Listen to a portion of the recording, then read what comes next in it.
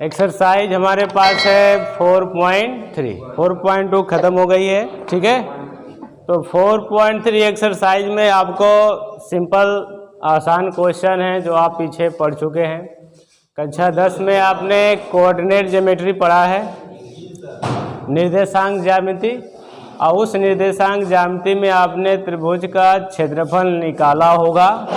अगर आपके पास किसी त्रिभुज के शीर्षों के निर्देशांक दिए थे, जैसे देखो इधर, अगर हमारे पास कोई ट्रायंगल है, मान लीजिए ए, बी और सी, ठीक है, जो आप पीछे पढ़े उसको एक बार रिवाइज कर लेते हैं। अगर इसका कोऑर्डिनेट x1 y1 है, इसका कोऑर्डिनेट x2 y2 है, और इसका कोऑर्डिनेट x3 है और y3। इस तरह के सवाल कक्षा 10 में आपको मिले होंगे कि आपके पास त्रिभुज के तीनों वर्टेक्स, तीनों शीर्षों का निर्देशांक दिया रहेगा, ऐसे दिया होगा, और आपने उसका क्षेत्रफल निकाला होगा।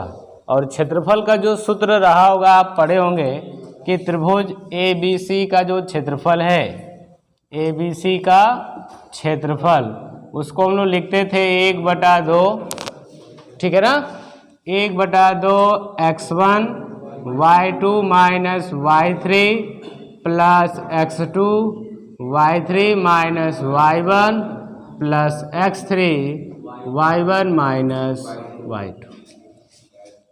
इस सूत्र का इस्तेमाल आप कक्षा 10 में कर चुके हैं, ठीक है। यहाँ पे भी हमें इसी सूत्र का इस्तेमाल करना है, बट इस सूत्र को किस में रख कर करना है, सारणिक में करना है, ठीक है।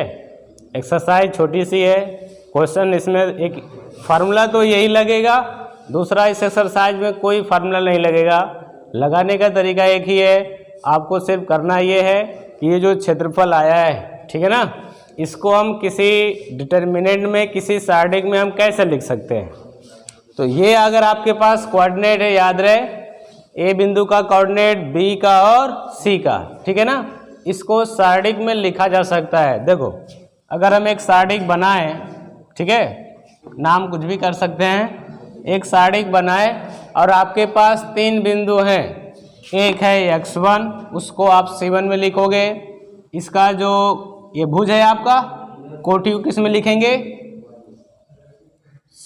C2 में, ठीक है ना, याद रहे, x1 y1 को आपको C1 और C2 में लिखना है, ठीक है। दूसरा जो बिंदु है x2 y2, उसको भी C1 C2 में लिखना है। तीसरा जो बिंदु है x3 y3, उसको भी किस में लिखना है, C1 और C2 में। अब सिर्फ आपका बचा है C3 में कोई एलिमेंट नहीं है, तो इन तीनों की जगह हम लोग क्या रख देते हैं, 1, ठीक है ना।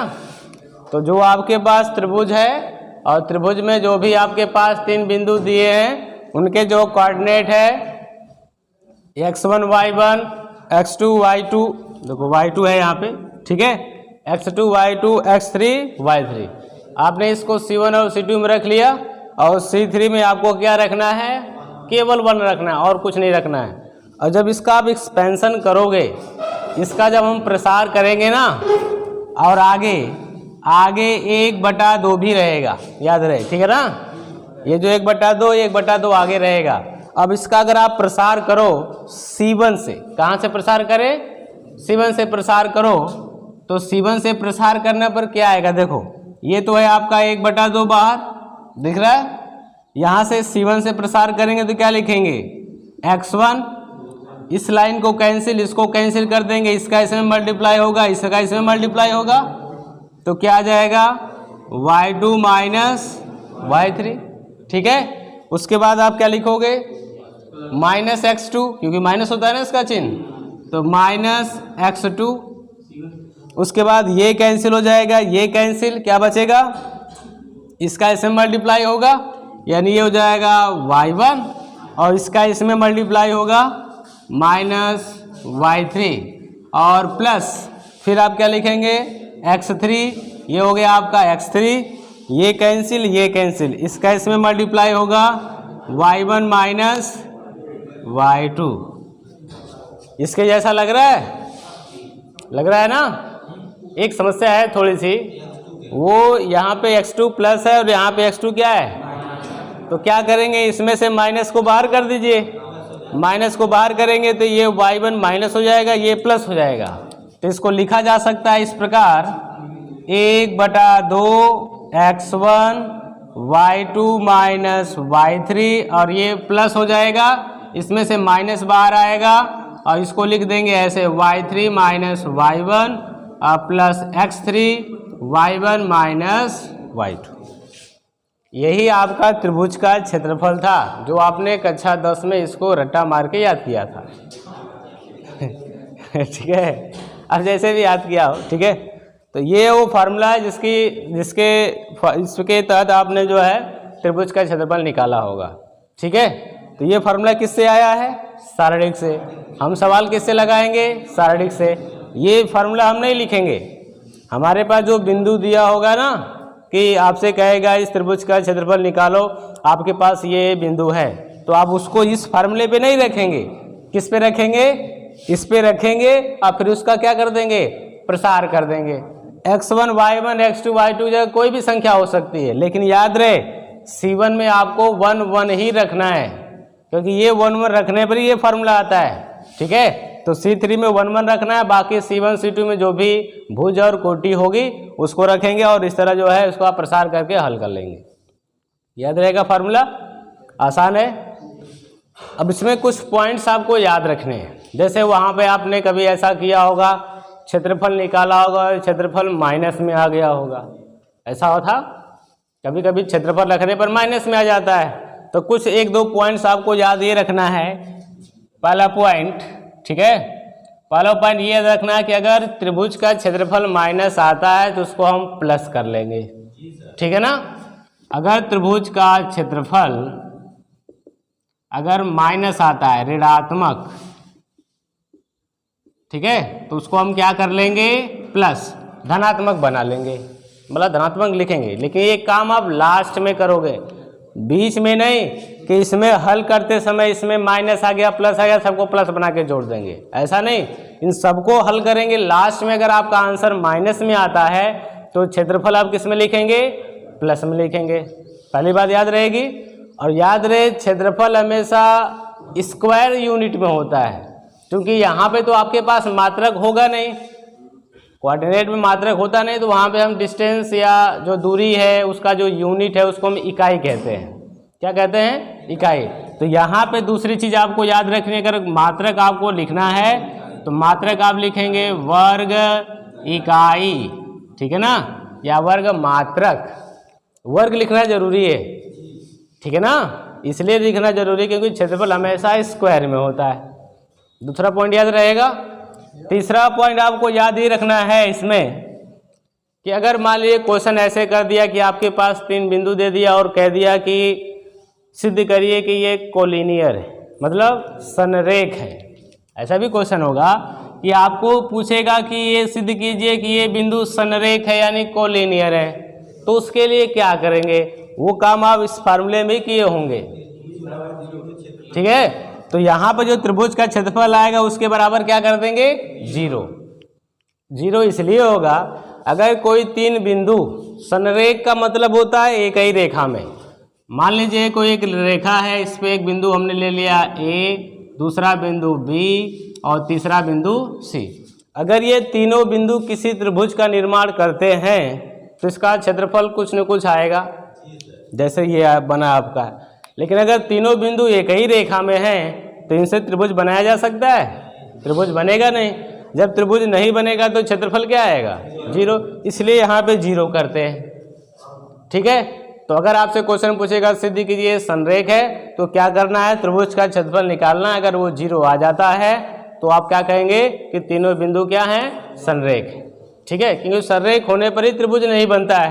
तो ये हो गया आपका तीसरा पॉइंट कि अगर संरेख सिद्ध करना है तो त्रिभुज का जो क्षेत्रफल है उसको बराबर हमें क्या लाना पड़ेगा, 0 लाना पड़ेगा। तीसरा पॉइंट समझ में आया। चौथा पॉइंट आपको इसी से रिलेटेड है, इसी से रिलेटेड है। आपके पास कोई 3 बिंदु दे देगा, जैसे एग्जाम्पल में मान लो K, 0, 2, 3, -2, 4, और कहेगा कि ये तीनों बिंदु संरेख हैं तो k का मान निकालो, है इसी से रिलेटेड। अगर ये तीनों बिंदु संरेख हैं तो k का मान निकालो। करना क्या होगा, आप इसको इस रूप में लिखेंगे और बराबर क्या रख देंगे, 0। अब बराबर 0 कर देंगे, इसको हल करेंगे, आपको k का मान आ जाएगा। ठीक है, आसान है। k का मान प्लस माइनस दोनों में आ सकता है। दोनों में आ सकता है, k का मान प्लस भी आ सकता है और k का मान माइनस भी आ सकता है। ठीक है, तो ये 3 पॉइंट याद रखेंगे कि क्षेत्रफल अगर माइनस में आता है तो प्लस में लिखेंगे। दूसरा, अगर इसका मात्रक लिखना है वर्ग इकाई लिखेंगे। तीसरा, अगर संरेख सिद्ध करना है त्रिभुज का क्षेत्रफल क्या करना पड़ेगा, 0 सिद्ध करना पड़ेगा। और इसी से रिलेटेड एक और, अगर 3 बिंदु दिया है और आपसे कह दे कि संरेख है तो आपको क्या कर संरेख है तो k का मान निकालो, तो क्या करेंगे, बराबर क्षेत्रफल क्या कर देंगे 0, तो k का मान निकल जाएगा। ठीक है, एक और लास्ट पॉइंट है शायद बुक का, एक लास्ट पॉइंट है जो आपको याद रखना है, उसको मैं बता देता हूं। ठीक है, एक लास्ट 4, ये बताने के बाद एक्सरसाइज के सारे सवाल आप खुद हल कर सकते हैं। ठीक है, चौथा पॉइंट ये है, आपके पास कोई 2 बिंदु देगा, जैसे एक क्वेश्चन में है आपका, ठीक है, कि 1 2 3 6, ठीक है, 1 2 3 6 मान लो कोई बिंदु है, कह रहा है इसको मिलाने वाली रेखा का समीकरण। ठीक है ना, ये लास्ट तरह का क्वेश्चन है, इसके अलावा और किसी टाइप का क्वेश्चन नहीं बुक में आपके इस एक्सरसाइज में। ठीक है, 3 पॉइंट ये हो गया। चौथा पॉइंट ये है कि आपके पास 1 2 ऐसे 2 बिंदु देंगे, कहेगा इसको मिलाने वाली रेखा का समीकरण। तो रेखा का समीकरण मतलब एक लीनियर, ठीक है ना, एक रैखिक समीकरण। और इसके लिए क्या करेंगे, मान लो कि आपके पास एक पॉइंट ए है जिसका कोऑर्डिनेट यही दिया हुआ है 1,2, दूसरा बिंदु है वो मान लीजिए वो है 3,6। ठीक है, अब इन दोनों से होकर जाने वाली रेखा का समीकरण कक्षा 10 में रहा होगा कि 2 बिंदु से होकर जाने वाली रेखा का समीकरण ज्ञात कीजिए। पढ़े होंगे आप लोग, y माइनस y1 बराबर y2 माइनस y1 बटे x2 minus x1 into bracket में x माइनस x1। वो आया कैसे था पता है, यहाँ पर a और b का तो आपने बिंदु दिया ही आपके पास, क्या करेंगे c का मान लेंगे कि c का कोऑर्डिनेट क्या है, x, y है। ठीक है, क्योंकि एक रेखा का निकालना है तो तीनों बिंदु कहाँ पर हैं, तीनों रेखा पर ही है। इन दोनों से होकर जाने वाली रेखा का समीकरण, आप चाहो तो अगर मान लो एक कंडीशन नहीं होती शार्डिक में तो वापस से आप कक्षा 10 वाला फार्मूला लगा के यहाँ पे समीकरण निकालोगे तब भी आ जाएगा, आंसर आपका मैच करेगा। लेकिन यहाँ पे शार्डिक का यूज करना है तो ए बी का कोऑर्डिनेट आपके पास है, सी का कोऑर्डिनेट हम मान लेंगे x, y है, और ये तीनों बिंदु क्या हैं, संरेख हैं। तो संरेख है, 3 से बनने वाले त्रिभुज का क्षेत्रफल क्या होगा, 0 होगा। जब 0 होगा तो उसको इस सारिक में रखेंगे और बराबर क्या कर देंगे 0। सिर्फ अंतर ये है x1 y1 की जगह आपकी संख्या आ जाएगी, x2 y2 की जगह संख्या आ जाएगी, x3 y3 की जगह आपको क्या लिखना पड़ेगा, x, y लिखना पड़ेगा। ये सब मिलकर आपको एक लीनियर इक्वेशन देंगे, एक रेखा का समीकरण आएगा x और y में। हाँ, ये तो एक रखना है बालक, एक को छोड़ना नहीं है। संख्या तो आपके पास होगी ना, x1 y1 x2, उसको c1 c2 में ही रखेंगे। ये आप 2D में पढ़ रहे हैं, 3D में नहीं, कि आपके पास x की वैल्यू होगी, y की भी होगी और z की। x, y, z की वैल्यू तब होती है जब हम 3D में, 3D का मतलब x एक्सिस, y एक्सिस और z एक्सिस, तीनों एक्सिस की बात करते हैं, तब आपका 3 बिंदु होते हैं x1 y1 z1 x2 y2 z2। ये 3D का नहीं है, ये 2D का क्वेश्चन है। मतलब एक प्लेन में आपका ट्राइंगल जो है आपका प्लेन में ही बनता है, किसी प्लेन में बना सकते हैं समतल में। तो यहाँ पर आपको केवल भुज और कोटि यानी x और y मिलेगा, z वाली वैल्यू नहीं मिलेगी, वो 3D में मिलता है, त्रिविमीय। आपके पास चैप्टर है आगे, ठीक है ना, त्रिविमीय पढ़ेंगे, वहाँ पे z भी मिलेगा। ठीक है, ये समझ में आ गया ना। चौथा पॉइंट कि आपके पास बिंदु होगा ए बी, कहेगा इन दोनों से होकर जाने वाली रेखा का समीकरण। तो मान लेंगे उसी रेखा पर एक और बिंदु है C, जिसका कोऑर्डिनेट है XY, और उसको इस त्रिभुज के क्षेत्रफल में रखेंगे और क्षेत्रफल बराबर क्या कर देंगे 0। ठीक है ना। जैसे अगर मान लीजिए इसको अगर रखना होता तो हम लोग कैसे रखते, x1 y1 की जगह क्या करते 1,2 और इसकी जगह कर देते 3,6 और उसके बाद यहाँ पर क्या हो जाता है XY, ये बराबर क्षेत्रफल 0, ये इधर गुणा हो जाएगा तो ये सब क्या हो जाएगा 0। यानी इसी को हल करेंगे, इसी का प्रसार करेंगे तो XY में आपका एक समीकरण आ जाएगा। ठीक है। अब इतने 4 पॉइंट्स के बाद आपके एक्सरसाइज में कोई भी ऐसा सवाल नहीं है जिसको आप नहीं हल कर सकते। ठीक है।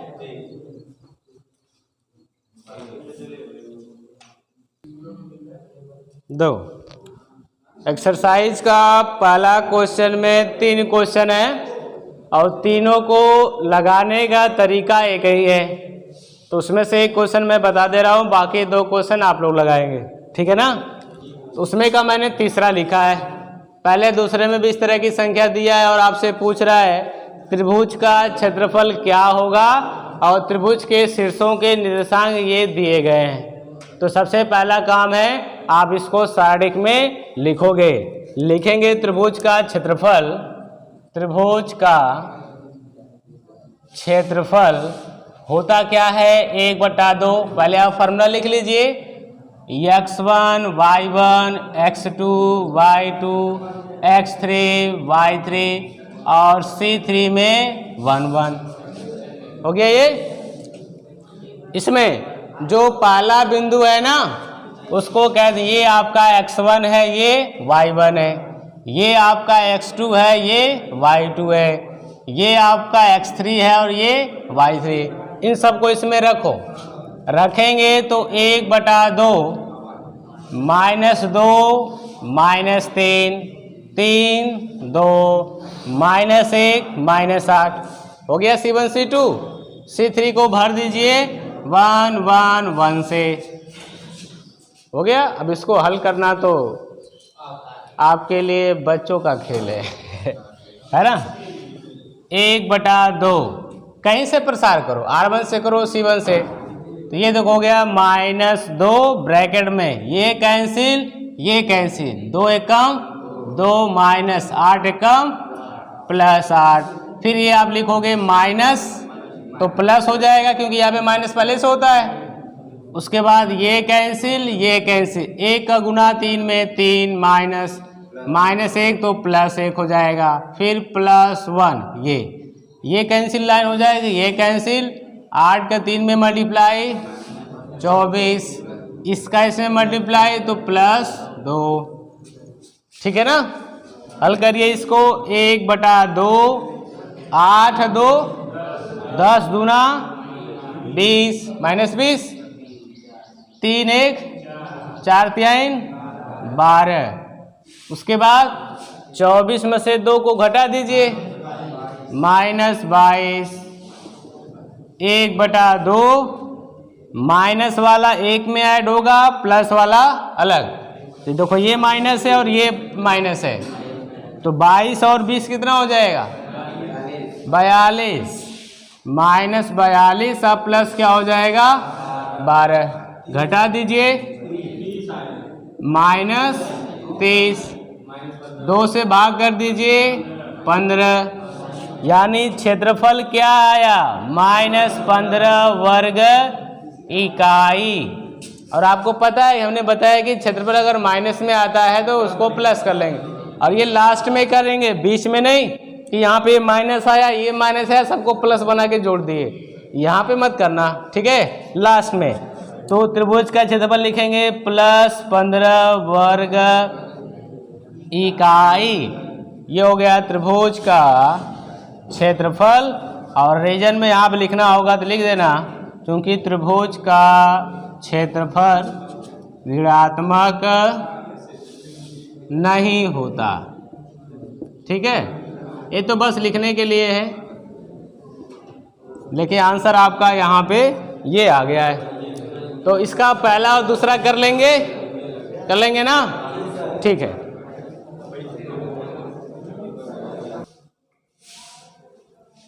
देखो क्वेश्चन नंबर 2, क्वेश्चन नंबर 1 के बाद क्वेश्चन नंबर 2 है। आपके पास ये 3 बिंदु दिया है ए, बी और सी, और तीनों का कोऑर्डिनेट दिया हुआ है। कह रहा है कि सिद्ध कीजिए या दर्शाइए कि ये संरेख हैं। और हम संरेख कब दर्शा सकते हैं? अगर मान लो कि ए बी सी किसी त्रिभुज के शीर्ष हैं और इसका क्षेत्रफल निकालो। अगर संरेख नहीं होंगे तो क्षेत्रफल कुछ न कुछ आएगा। अगर क्षेत्रफल शून्य आ जाता है तो इसका मतलब तीनों बिंदु क्या हैं? संरेख है। बस यही करना है। यानी क्या करेंगे? मान लेंगे, माना ए बी तथा सी किसी त्रिभुज ए बी सी के शीर्ष हैं। ठीक है ना? मान लो ए बी सी किसी जो है त्रिभुज के क्या हैं? शीर्ष हैं। अगर शीर्ष हैं तो इनका क्षेत्रफल क्या आएगा? कुछ न कुछ आएगा, निकालो। इसलिए त्रिभुज ए बी सी का क्षेत्रफल x1 y1 x2 y2 x3 y3 1 1 1। ठीक है, मान रखो जरा। x1 का मान कितना है? आराम से, जल्दबाजी में नहीं। ठीक है, x1 का मान है a, y1 का मान है b प्लस सी, इसका मान है b, ये है c प्लस a, ये है c और ये है a प्लस b। और C3 में क्या कर देंगे? अब यहाँ से इसके लगाने के दो तरीका। पहला, आप इसका सीधे सीधे प्रसार करो और क्षेत्रफल शून्य दिखा दो तो आंसर आपके सामने। हाँ, 1/2 रहेगा बालक, देखो छूट गया है, 1/2 रहेगा।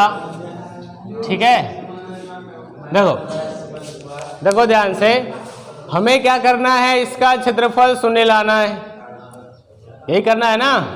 तो या तो प्रसार करिए या तो आप किसी सारणी के गुणधर्म का यूज कर लीजिए। बात समझ रहे हो ना?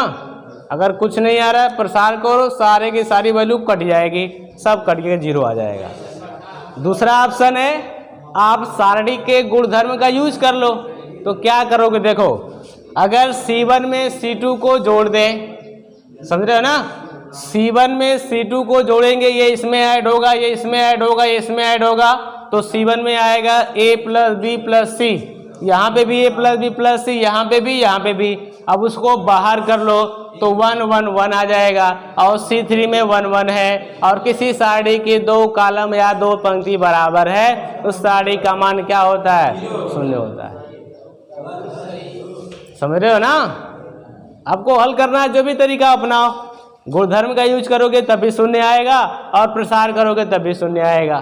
तो प्रसार करें या यूज करें? गुणधर्म लगाएं, कोई भी कर सकते हो गुणधर्म पर। तो क्या करोगे? देखो, इसमें C1 में क्या कर दीजिएगा? C1 प्लस C2 से, तो ये आएगा क्या? जरा देखो, 1/2, इसको यहाँ पे ऐड होगा तो A plus B plus C, ये यहाँ पे ऐड होगा तो A plus B plus C, ये यहाँ पे ऐड होगा तो A plus B plus C, ये है B plus C, C plus A plus B, 1 1 1। उसके बाद क्या करेंगे? 1/2, इसमें से कॉमन हो जाएगा, A plus B plus C common हो जाएगा, तो बचेगा 1 1 1। यहाँ पे B plus C, C plus A plus.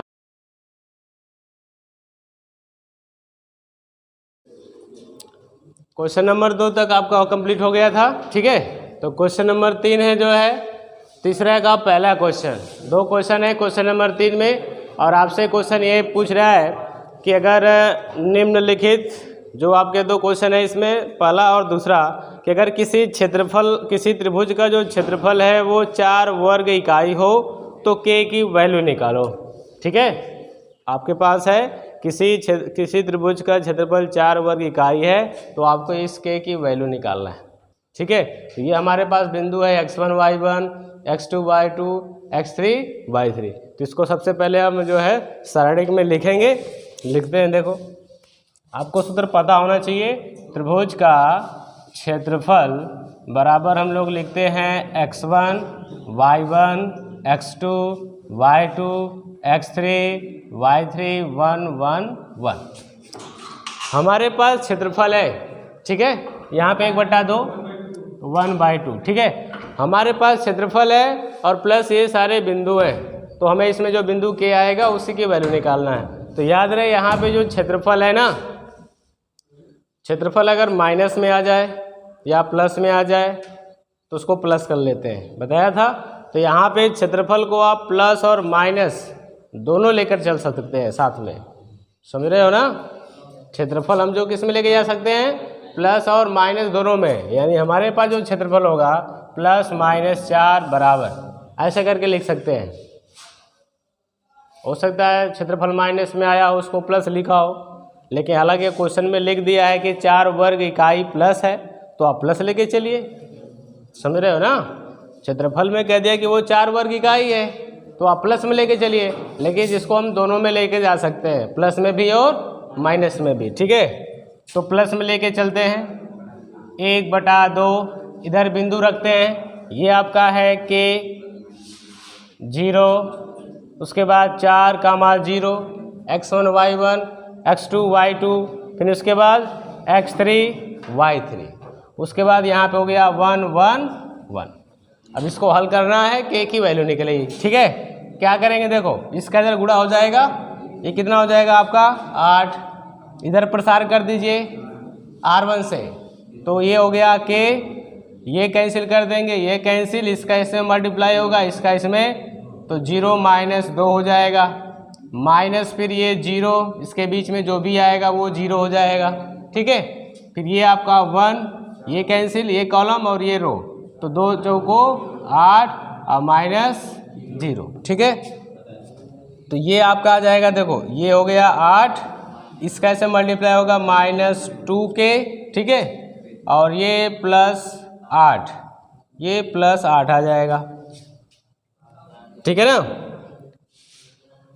अब यहाँ पर क्षेत्रफल देखो, ये 8 हो गया और ये 8, ये 8 से 8 क्या हो जाएगा, कैंसिल, तो k का मान क्या आ जाएगा, आसानी से निकाल सकते हैं ना, ये इससे कट जाएगा, तो -2k बराबर 0, तो k बराबर क्या आ जाएगा 0, ठीक है ना। अगर यहाँ पे प्लस माइनस लेके चलते तो प्लस लेने पे 0 आता, अगर यहाँ पे हम माइनस लेके चलते तो 8 8 16 -16 आ जाता, 2 से भाग करते, 2 8 16 +8 आता, ठीक है ना। तो ऑप्शन है आपके पास, हालांकि वो 4 वर्ग इकाई कह दिया है, तो आप इसी पे सेटिस्फाइड हो जाइए, ठीक है ना।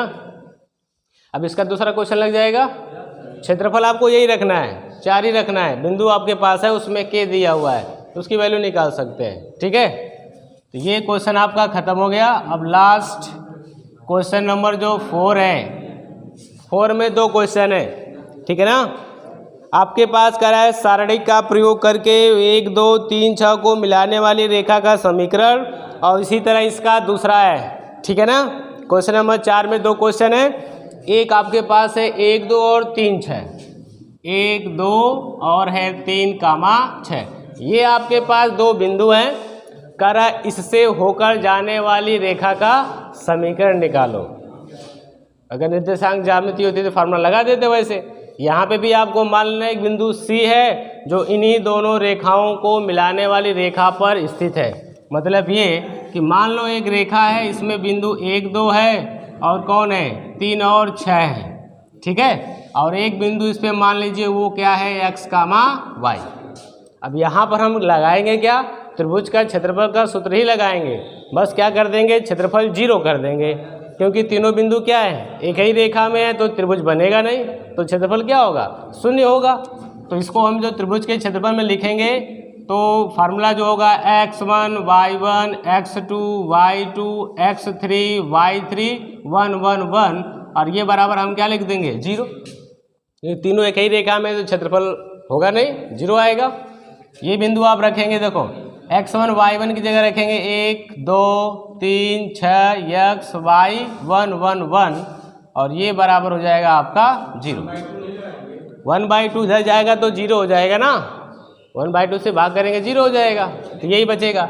अब इसका प्रसार कर दीजिए, कहीं से भी प्रसार करिए, R1 से प्रसार करिए, देखिए 1 हो गया, ये कैंसिल हो जाएगा, ये कैंसिल, इसका इधर गुणा होगा तो 6 माइनस y हो जाएगा, फिर ये -2, ये कैंसिल, 1 का गुणा 3 में 3 और x गुणा 1 में x, उसके बाद फिर +1, ये कैंसिल, y का 3 में मल्टीप्लाई होगा 3y और x का 6 में होगा तो 6x, अब बराबर क्या हो जाएगा 0। तो 6 माइनस y, इसका गुणा करेंगे 2/3 6, इसका इसमें गुणा होगा +2x, ये हो गया आपका +3y, इस और ये हो जाएगा -6x बराबर 0। ये देखो 6 से 6 कट जाएगा आपका, ठीक है। ये 2x और ये 6x कितना हो जाएगा -4x और ये -y और ये जो है आपका +3y, तो +2y और कुछ बचा है बराबर 0। माइनस से भाग कर दीजिए तो ये हो जाएगा 4x -2y बराबर 0।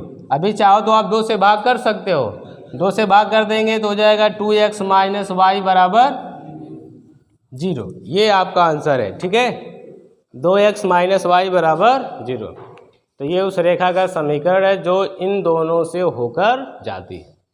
अब इसका दूसरा वाला पार्ट लग जाएगा, आसान है। इसके बाद जो क्वेश्चन है 5, ठीक है, लास्ट है, कर यदि शीर्ष 2 -6 5 और 4 के और 4 वाले त्रिभुज का क्षेत्रफल 35 वर्ग इकाई हो तो के का मान है, ठीक है ना। तो इस वाले ऑप्शन में देखो, पहला में 12 लिखा है, दूसरे में -2 लिखा है, तीसरे में -12 -2 और 12 -2। तो इसमें जो पहला और दूसरा ऑप्शन है उसमें सिर्फ के का एक ही वैल्यू है और तीसरे और चौथे में के की 2 वैल्यू हैं। और वो पता कैसे आएगी, जो हमने पता है कि क्षेत्रफल को क्या लेंगे प्लस माइनस लोगे तो उसमें से कोई बिंदु मिलेगा, ठीक है। तो करके देखते हैं इसको, लास्ट वाला क्वेश्चन। तो क्वेश्चन नंबर जो है लास्ट है, ऑब्जेक्टिव है। आपके पास ये त्रिभुज के शीर्ष दिया हुआ है और त्रिभुज का क्षेत्रफल दिया हुआ है, तो कह रहा है के का मान क्या होगा, के है इसमें यहाँ पर, ठीक है, इसका मान पूछ रहा है। तो आप सूत्र लगाइएगा, ठीक है, x1 y1 x2, ठीक है, y2 x3 y3 और फिर यहाँ पर 1 1 1 और इसके आगे लगा देंगे 1/2 और बराबर हो जाएगा त्रिभुज का क्षेत्रफल। ये सूत्र है आपका। 2 का इधर मल्टीप्लाई कर दीजिए और मान रखिए पहले 1/2 x1 y1 2 कामा ये माइनस से हो गया 5 4 के एंड 4 1 1 1 और लास्ट में आपके पास क्षेत्रफल कितना है 35 है। तो याद रहे इसको प्लस माइनस 35 लेके चलना है, ठीक है, क्योंकि आपके ऑप्शन जो है पहला दूसरा वो तो सिंगल है के का मान, लेकिन तीसरा चौथा में 2 मान है, तो इसको आप प्लस माइनस लेकर चलेंगे साथ में, ठीक है। तो 2 को उधर लेकर जाइए, इसका प्रसार करिए, देखिए 2 का प्रसार यहाँ से करेंगे, ये कैंसिल हो जाएगा, ये कैंसिल, 4 का गुणा 1 में 4 और 4 एकम 4, ये तो 0 हो गया। अब माइनस, ये देखो प्लस हो जाएगा 6, ये कैंसिल हो जाएगा, ये कैंसिल, 1 का गुणा 5 में 5 और 6 के का 1 में, तो के हो जाएगा। उसके बाद फिर प्लस, ये हो गया आपका 1, ये कैंसिल, ये कैंसिल, 4 5 20 और माइनस के का 4 में 4 के, ठीक है, और बराबर हो जाएगा, देखो 2 का इधर गुणा कर देंगे तो प्लस माइनस कितना हो जाएगा 70 हो जाएगा, ठीक है।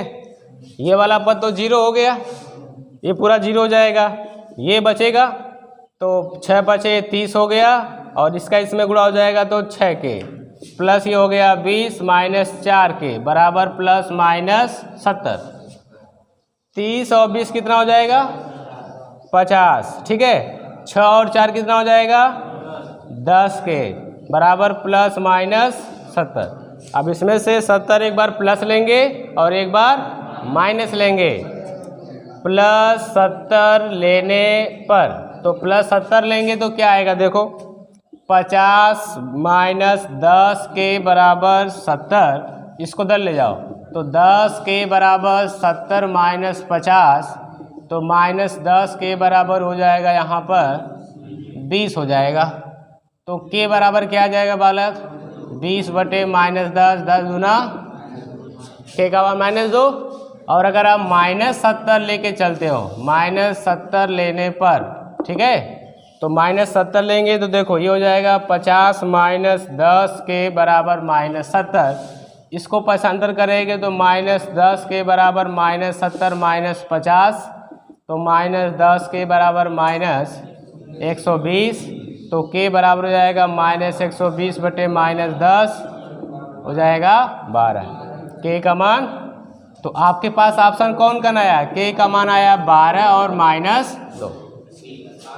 अगर केवल प्लस लेके चलते ना यहाँ से तो क्या आ जाता? 12, और ऑप्शन आप कौन सा टिक कर देते? पहला, तो आपका यहीं पे गलत हो जाता।